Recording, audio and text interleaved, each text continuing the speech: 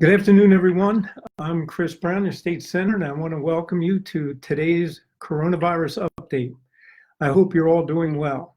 I'm joining you today because I believe it's important we do everything we can to share with you as much information as possible, specifically about our Atlantic County families. In that regard, we also update our Facebook page, and in the coronavirus section, if you have any issue concerning Atlantic County, you can simply go there and we'll provide you with whatever answers you need. Well, it's now day 75, and as you can see, I desperately need a haircut. If you know of anybody watching right now who may benefit from the information we'll be talking about, please share this now on your Facebook Live. I also want to thank Scott Cronick and AC Mike Lopez from WOND, who have been replaying our conversations on their shows. Thank you, WOND, for being live and local. And after my conversation with our guest, Senate President Sweeney, I will provide updates on a few important issues, so stay tuned. So let's get to it. This afternoon, we're fortunate to have a conversation with my guest, Senate President Steve Sweeney. He has an incredibly busy schedule, and I want to thank him in advance for taking time out for our Atlantic County families. You know, when I was first sworn into the Senate, President Sweeney told me as an open door policy where any member can just stop by if he's in and talk.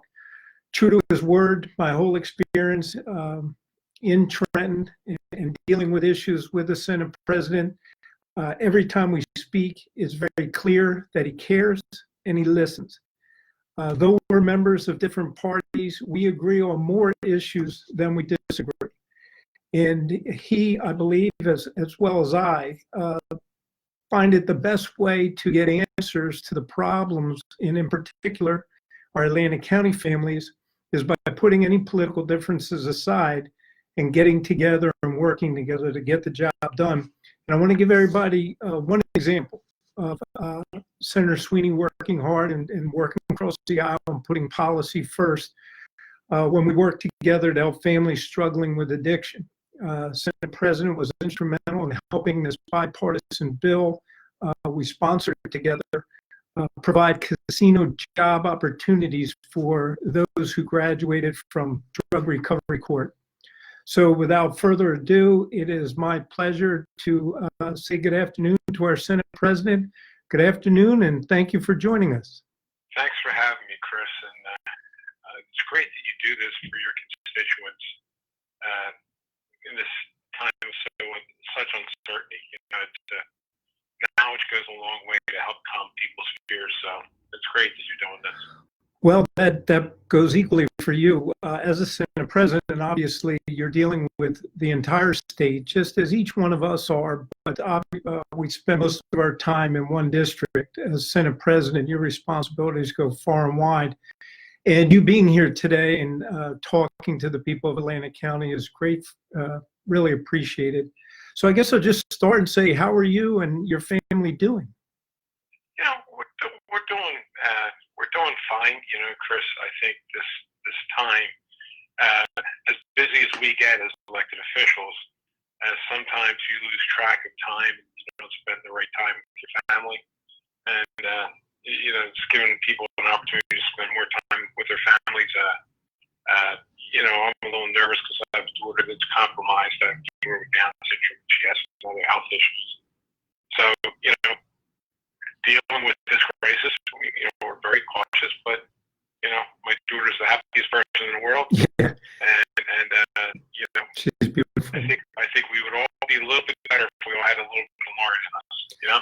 I couldn't agree with you more. I have an uncle who has the same thing, and a happier soul you could never find. I will tell you, in our home though, with 5 of us trapped in the house, I know that at least my children are eager to escape. And but the rest of us, I enjoy being with them. I don't know how much they enjoy being with me 24/7. But well, you know, Chris, what you see is that, you know, I mean, the camaraderie that, the kids need to be around other kids. Yeah. I mean, we as human beings, really gravitate to other people. And you can see kids that are really struggling because of being with the separation. Especially young ones not understanding why. Yes, it is trying in so many different ways, which leads me to why we're together today.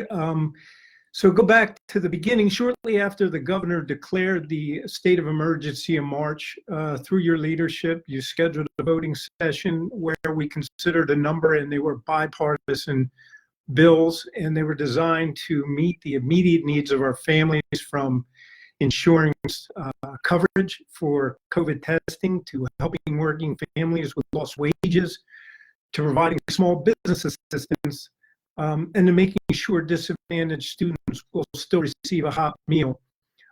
Why did you feel it was important for the Senate to act quickly? Well, Chris, first let's start with bipartisan, because I think we all knew that we had to move quickly to try to get as much help to people as we could, as quickly as we could, because we were entering, a time that I've never seen in my lifetime. Last time something this happened was 1918. Right. So we thought it was urgent. We did it. I was proud of the bipartisanship. I believe that the bright side of something that's happening right now is showing how we, in different political parties, came together and voted on things unanimously. That almost everything was unanimously voted on and agreed on before we even did it. So we put the people first, and I think that's what was best. Because there's hunger issues. There's just so many issues that we're dealing with right now. Seeing those long lines of people, lined up the cars looking, hoping to get food, and remembering these were people that were just working, a couple of weeks earlier. So there's nothing more sad than somebody who wants to work and can't. And I couldn't agree with you more. These are working families. These are people who were working, wanted to keep working, but the government said you can't work. And now they didn't have the food because the unemployment debacle set up by the administration really failed everybody. And going along in that vein, in one day, 27,000 families who work at our casinos were suddenly out of a job. And now Atlantic County families, like those from Gloucester, are hiring people, and we look out for one another and helping to flatten the curve. And everybody accepted their furloughs with the understanding the Department of Labor would provide unemployment benefits in a timely fashion. But I can tell you my experience is more than clear, and Atlantic County has the most open claims. That hasn't happened. And I imagine you are just as angry and frustrated over the failure of the unemployment system as I am. Chris, it's so frustrating. And yeah, we're all very angry. That's why we passed the bill to relax civil service, get the administration to move people over to help. It doesn't help you when the governor gets up there and says, I know, be patient, you're going to get every dollar you got coming to you. Well, Chris, I'm a union iron worker. Right. So I know what it's like to collect unemployment. And it's not the greatest feeling in the world when you're the provider for your family and you can't provide what you think you need to do. And then for someone to say, you're going to get it, wait. Well, a lot of our families don't have large savings. You know that. Right. It's outrageous. My phone rings off the hook. My office is open on Saturdays. It's ringing on Saturdays. And look, I know the desperation. When you listen to people, originally they were patient, but this is not acceptable response, and the administration needed to transfer more people sooner to the Department of Labor, because I told the commission this, Chris, as soon as the governor ordered, the day the governor ordered the workers to work from home, I called the Commissioner of Labor up personally, and said, Rob, you got to get everyone trained in this. You got to get all hands on deck because this is going to be bad. And he said to me, well, we got people that were here when we went through Sandy. I said, Sandy's going to look like a picnic when it comes to this. I said, because everyone's shutting down. When Sandy hit, certain areas of the state were shut down, right, but other ones weren't.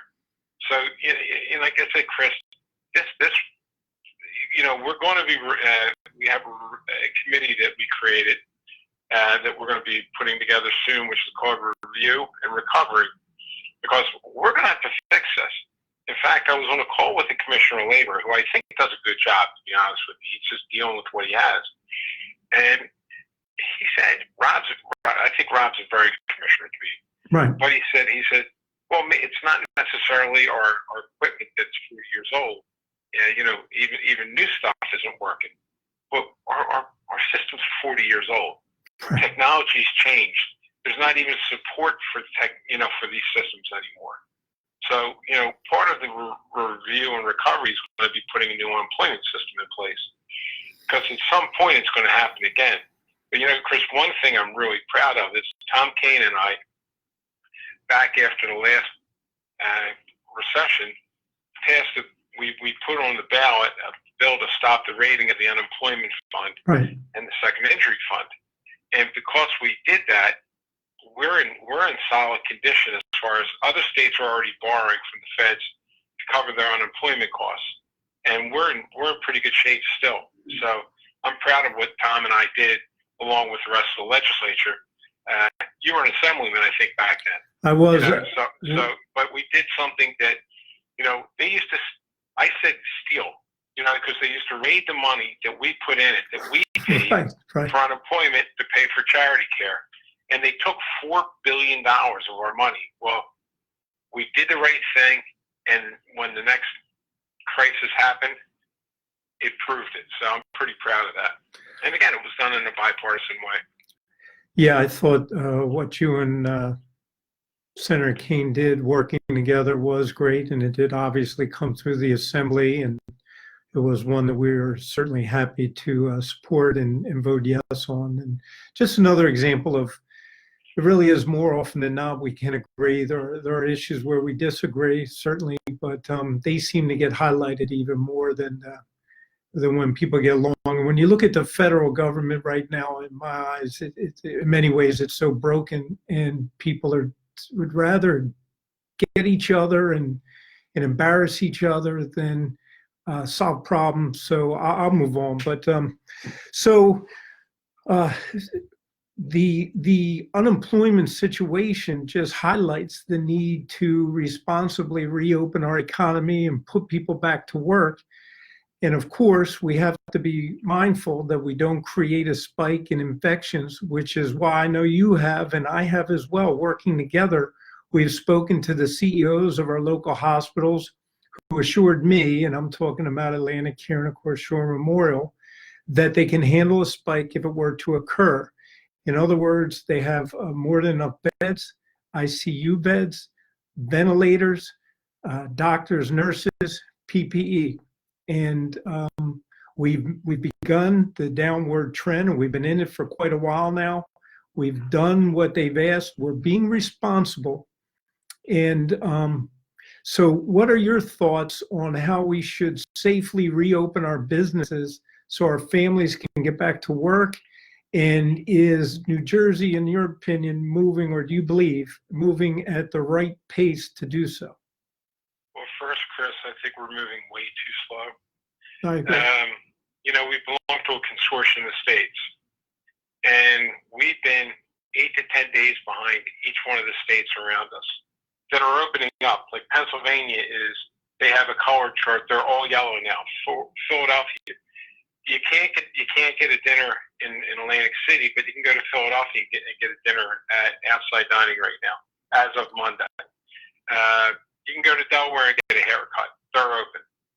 Chris, and yep. We're one state, but we're really different. We're different regions.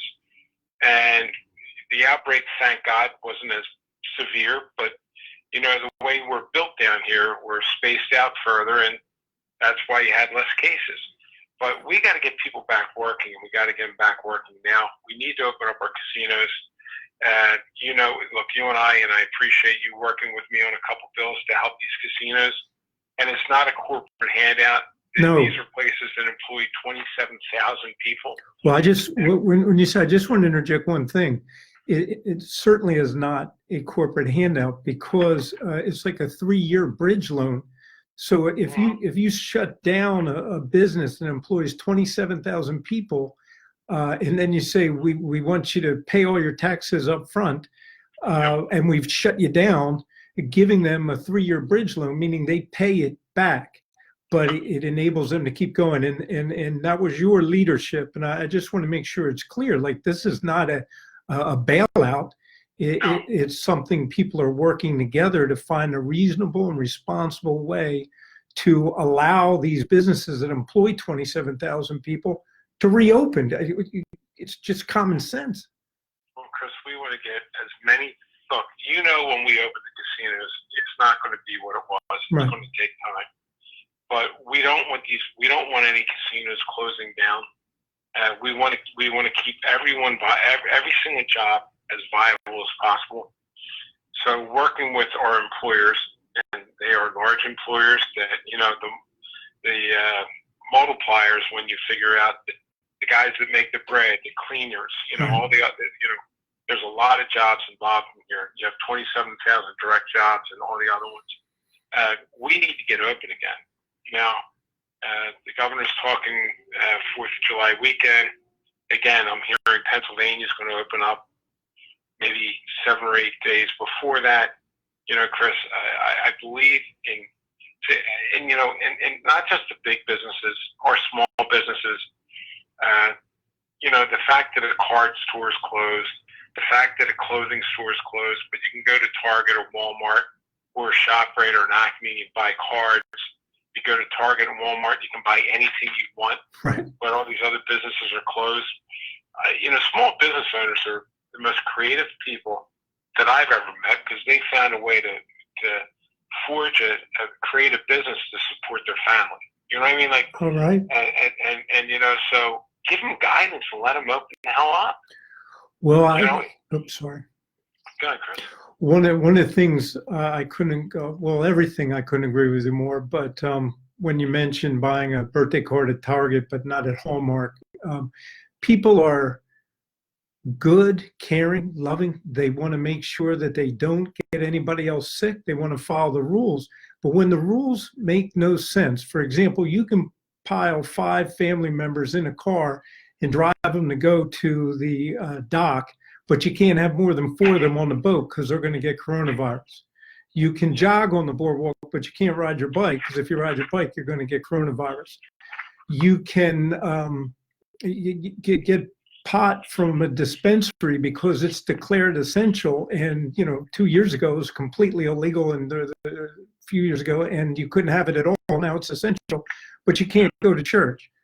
So there really needs to be what it says to me, and going a little off track here, but you understand how the founding fathers felt when Britain was dominating them with different rules and taxation and no representation. When you shut down the legislature and you just ruled by executive order, this is exactly the way people felt. You're seeing that American spirit almost, and that revolutionary side of people that's saying, listen, we'll follow instructions that make sense. But what you're telling us doesn't make sense. And yeah. Well, Chris, that's where it's gotten to. Look, remember the purpose of the shutdown. It was to get the curve down to not overwhelm our hospitals. Well, we've accomplished that a while ago. You know what I mean? And give the governor credit. He did a very good job of leading, because he's the governor. He's going to get the credit. He gets the blame. Give him the credit for helping bring that curve down with the actions, but at some point you have to trust the people in your state. Like, I'm a Catholic, Chris. Right. And if you told a church they can have services with 30% capacity, that would be like a normal Sunday service. You know that. Yeah, the Christmas and Easter Catholics. You know what I'm saying? So Yes. there's no reason that we shouldn't be allowing the new norm. Look, the distance, the masks, I can live with that, but I also just feel that it's time. You're wearing, people's patience are wearing out now. Yeah. And it's not about the summer weather or good weather. It's about, you told me to do this, I've done this. When can I go back? Yeah. And my greatest fear is that we're going to lose a huge amount of these small businesses, and that's going to be tragic. Because Chris, I was getting calls, and I'm sure you get the same calls. Sure. Look, I've been through a recession. I've been through all these things, and I've weathered them. I've been in business for 15 years. I've been in business 18 years. I never thought the government that I was paying taxes to is what was going to eventually put me out of business. Right. I hear that from people, and I'm like, you're right. Well, So, see, that's the difference between the Democrats and Republicans. Republicans, even when things aren't in this state, believe that the government's going to put them out of business in the end, even though they're paying taxes. Well, listen, the government costs too much, Chris. Yeah, that's what I was. We're anyone that thinks that what's going on here in New Jersey is okay is crazy. It's too expensive and it needs to change. But Chris, we created a committee. It's funny. We created a committee. It's Senator Sarlo and Ruiz is on it. Declan's involved, Scanlon, and Singleton.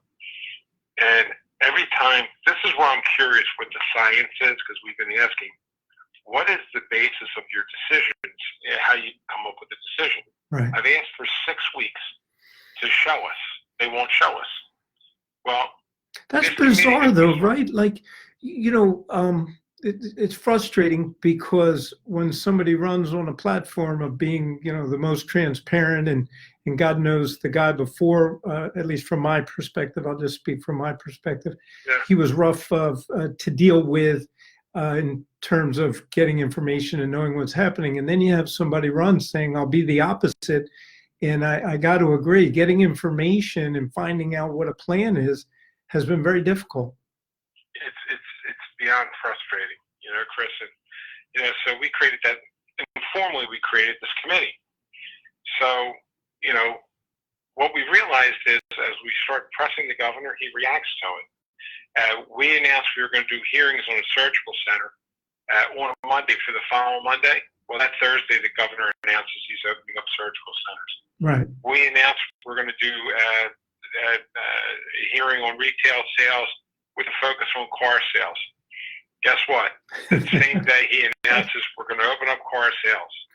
Now, we had a hearing scheduled today for restaurants on how to open up restaurants. Well, you're not going to believe this, but we got guidance on how we're going to open up restaurants. I think it's beautiful. And I know that with your leadership, and I co-sponsored it as well, the bill to get things open, including the Restaurant Association. I think it passed unanimously, and it's sitting on the governor's desk. Yeah, but Chris, we're going to respectfully push, because this is not acceptable. And if you think, well, it's only another 2 weeks before we can open our restaurants, these people are hanging on. They're starving. These are our friends. Right. These store owners. Where I go get my lottery tickets, I feel so bad for the Hallmark store. I go there because I want to support my local business. You know what I mean, Chris? Absolutely. And then you look at them, and it's like every day that you shut these people down is one more nail in their coffin. Open them up.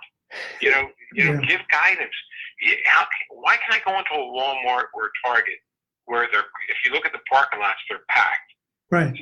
But I can't go into a small card store, and the card store owner can say, "Hey, listen, I only allow 3 patients or three customers at a time, or whatever it is, based on the size of the store." Give these people the opportunity to make the decision whether they can operate their business or not. Don't make it the government's job. I couldn't agree more. And when you look at our economy here in South Jersey, Atlantic County, Yeah. there are two reasons why the governor should be more sensitive to where we're at. Number one is our economies are completely different than North Jersey. We are so heavily dependent upon the summer, and every week can mean life or death to, just like you were saying, that small business.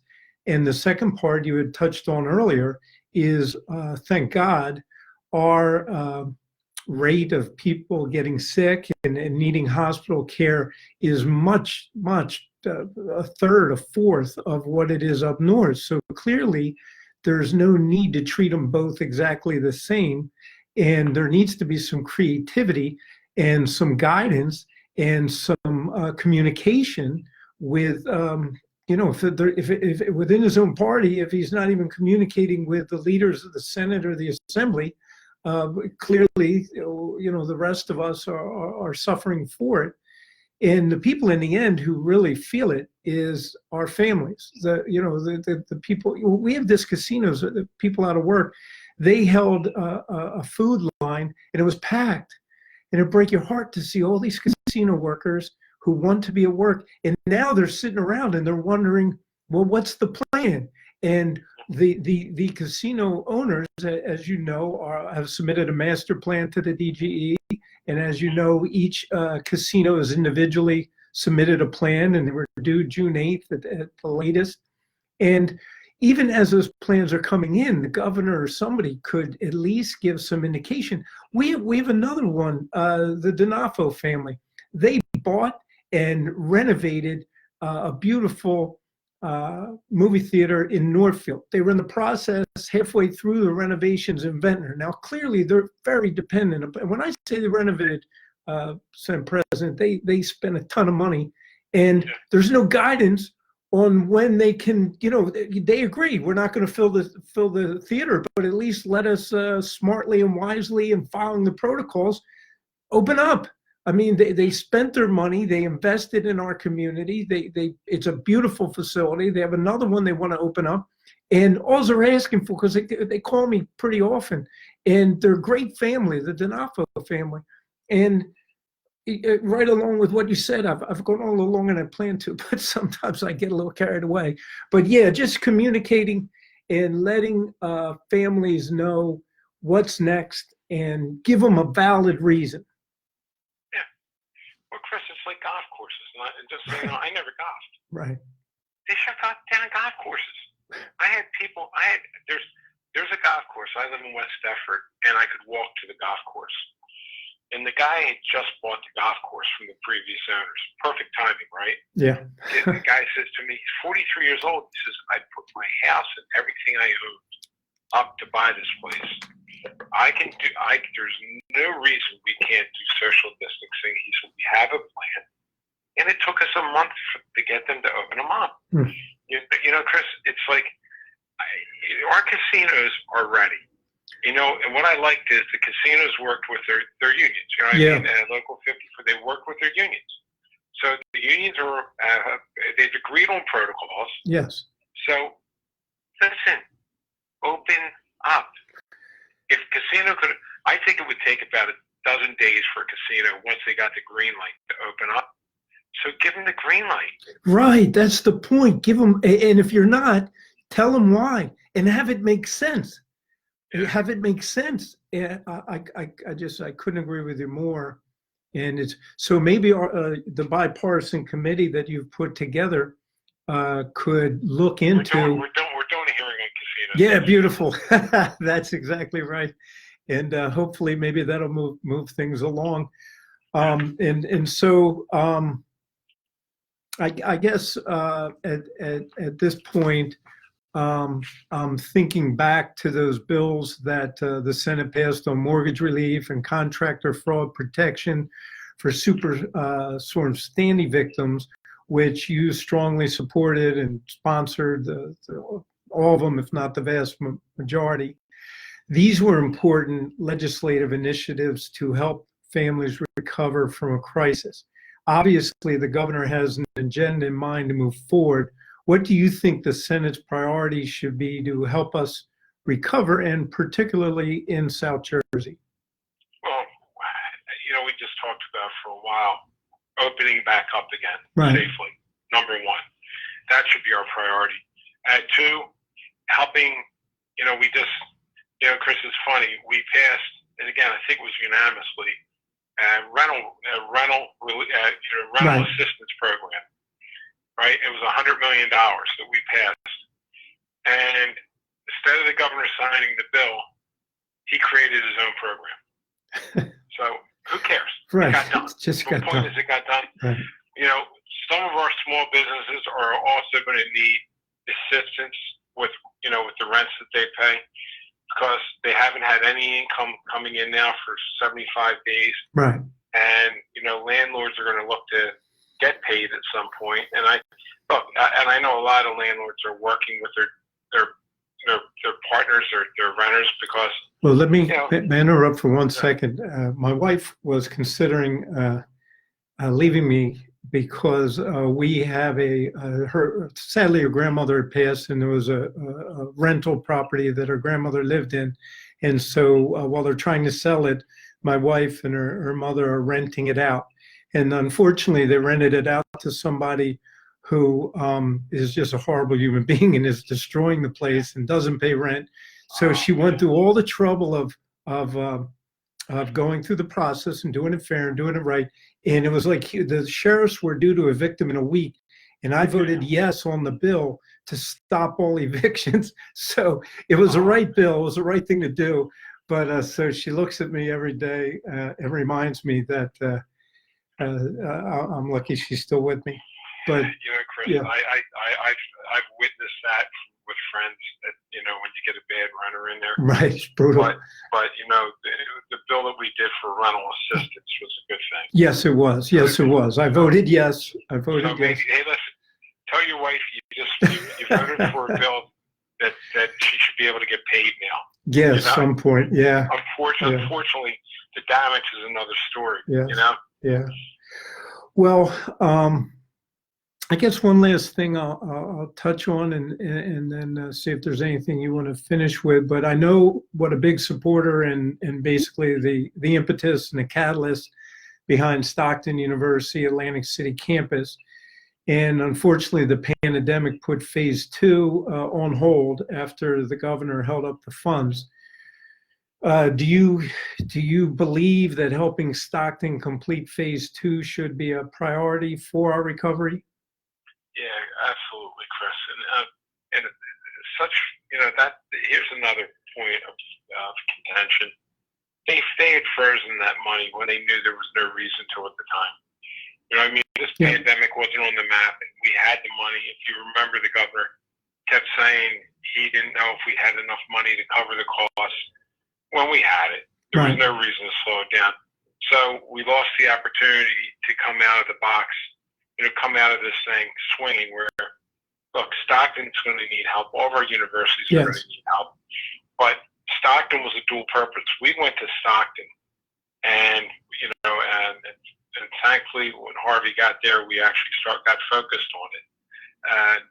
We did something good for Atlantic City and our state and Atlantic County and Atlantic City. You know what I mean? It was a win all around, absolutely. All the way around. And we were moving into that second phase, and they froze that money for no reason at all. And so, when you say you want to help us, then help us. Right. Just don't say it. Right. Because that next phase, look, I'm in construction. Yeah. That would have provided a lot of construction jobs, but it would have brought another 400 or 500 kids down here. And kids have money, Chris. I don't know if you've ever been to last time you've been in Glassboro, but we have a thing called Rowan Boulevard. Right. And it's a $350 million public-private partnership. We got businesses. We have so much activity. It recreated the town. So using the strength of Stockton to help reinvigorate, and we have South Jersey Industries there. Yep. It just slowed our momentum. And it's frustrating that it did. Well, I couldn't agree with you more. And I want to thank you for taking time out of your busy schedule. And is there anything else you would like to share with the families of Atlantic County? Just, Chris, We're all in this together. Right. I think at times of crisis, it brings out the best in people. I'm proud of what we are doing in New Jersey. Not really proud of Washington right now, Right. but very proud of what we're doing in New Jersey because we're putting the people first. We can get back to the political fights later, but we have to help these people. We have to help our residents get out of this. Absolutely. So I appreciate you inviting me onto this, Chris. Yes. And I think it's great that you do this for your, for the residents of your district and the county down there. And look, we are very focused on Atlantic City. Doesn't just affect Atlantic City. It impacts the entire region of southern New Jersey. Yes. Well, thank you again, and I look forward to talking with you soon. You have a great day. You got it, Chris. You too, Chris. Take care. Yes, sir. Bye-bye. Okay, we can do an update now. I know the calls are still coming in and the files are still opening for unemployment.